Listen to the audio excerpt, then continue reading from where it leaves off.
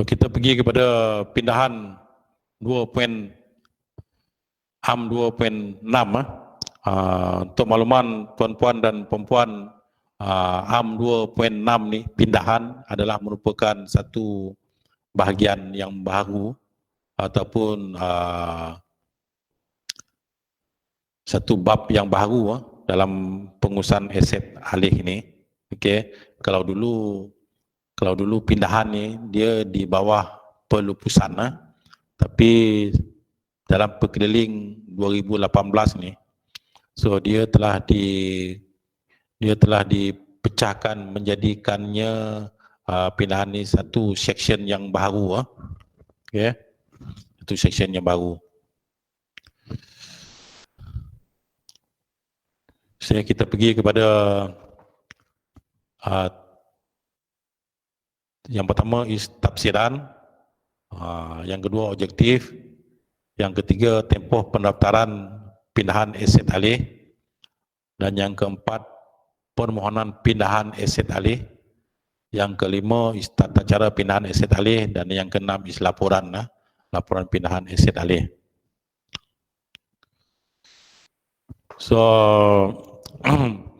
melalui pindahan ni sebenarnya kerja tu semakin mudah lah. Bagi saya ianya semakin mudah. Dia tak macam dulu kalau kita lupus aset and then kita lupuskan aset, kaedahnya melalui pindahan. Tetapi sekarang ni apabila bab pindahan ni telah ada sendiri, tengah ada bab dia sendiri, so lagi mudah. So kita tak perlu lagi lupuskan aset yang berkenaan, kita just pindahkan ownership saja, pindahkan pemilik, okey, daripada pemilik yang lama kepada pemilik yang baru. So tak perlu dilupuskan. Okey, kalau kita dah lupuskan bermakna dia bukan lagi pindahan. Kena ingat okey, kena ingat dia bukan pelupusan melalui pindahan, tetapi just pindahan saja, tukar saja dia punya pemilik yang lama kepada pemilik yang baru. Okey, mewujudkan yang pertama objektif dia mewujudkan penggalan data yang baru oleh pemilik yang baru. Okey, yang kedua memudahkan pengesanan dan pemantauan. Yang ketiga membolehkan pemilik baru mengguna pakai aset alih yang tersebut. Ya.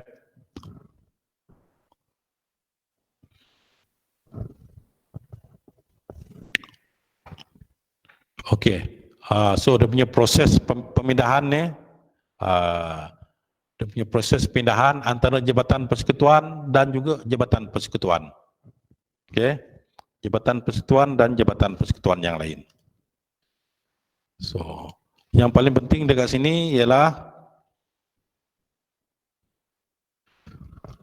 aset tersebut mestilah asalnya Jabatan Persekutuan, okey, dan mesti dipindahkan ke Jabatan Persekutuan yang lain. Okay. Sebagai contohnya,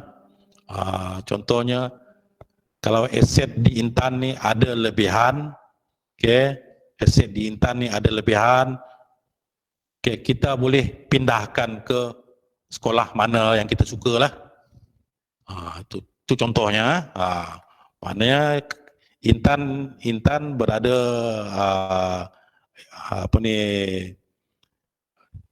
kerjaan persekutuan punya, okey, pergi kepada Jabatan Pelajaran, sekolah di bawah Jabatan Pelajaran, Jabatan Pendidikan, okey. Sama juga dia Jabatan Persekutuan dan Jabatan Persekutuan, tak jadi masalah. Yang paling penting sekali, okey, ketua Jabatan Persekutuan yang memberi dan ketua Jabatan Persekutuan yang lain akan menerima. Dalam kes ni tadi, Intan memberi dan pengarah pendidikan negeri akan menerima. Okay. Tu bagi saya ni amat mudah lah. Okay. So maksudnya di sini Intan telah melepaskan Intan telah melepaskan tanggungjawab aset yang berkenaan kepada Jabatan Persekutuan yang lain. Okey.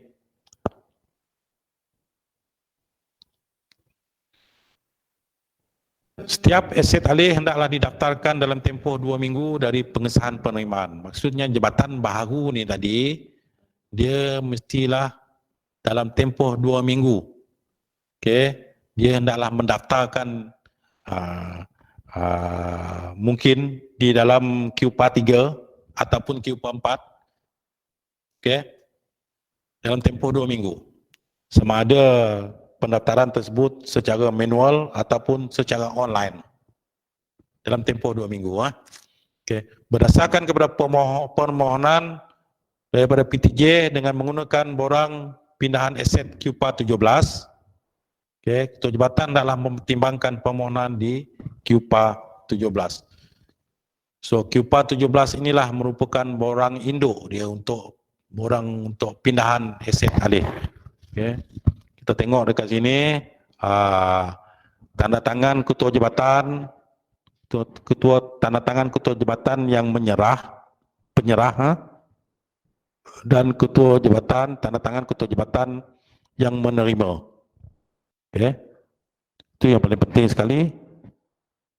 Tanda tangan Ketua Jabatan yang menyerah dan tanda tangan Ketua Jabatan yang menerima.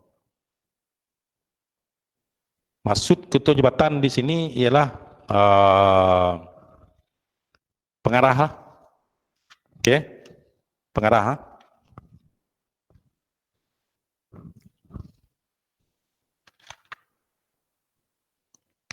Okey, apabila aset alih tersebut telah dipindahkan kepada jabatan yang lain ataupun PTJ yang lain, okey. Daftar asal QPA 3 dan QPA 4 bagi aset alih yang dipindahkan hendaklah dibatalkan dan dicap dengan perkataan dipindahkan kepada, sebagai contoh, dipindahkan kepada sekolah mana tadi tu, okey, dan ditarikhkan dan bila tarikhnya lah. Okey, itu yang pertama. Yang kedua, aset alih yang telah didaftarkan oleh PTJ pemberi salinan QPA 3 dan QPA 4 hendaklah diserahkan kepada PTJ penerima. Okay. Dan QPA 5, QPA 6 dan QPA 7 hendaklah dikemaskini oleh PTJ sendiri. Okay. So yang ini tak ada masalah, yang ini straightforward. Okay. So ikut saja apa langkah-langkah yang ada di dalam pekeliling ini. Okay.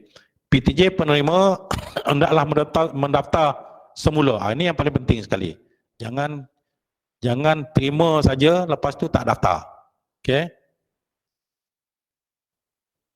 Selepas kita terima, kita kena daftar balik aset bagi jabatan yang menerima ataupun bagi PTJ yang terima. Okay. Hendaklah mendaftar aset alih tersebut dan kemaskini QPA 5, QPA 6 dan QPA 7.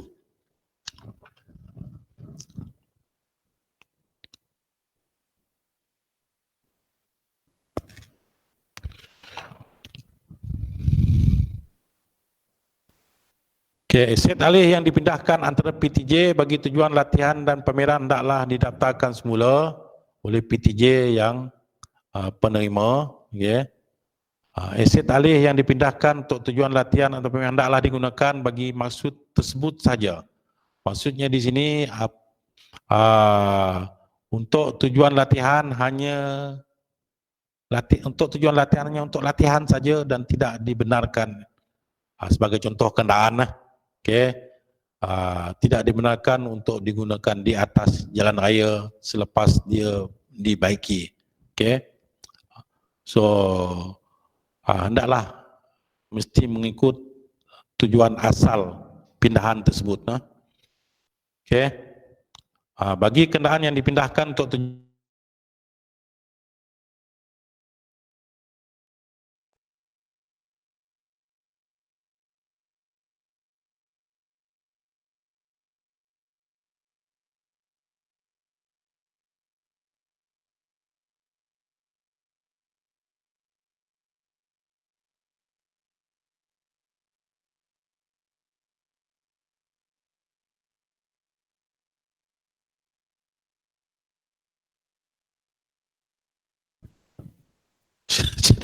aku kelakas.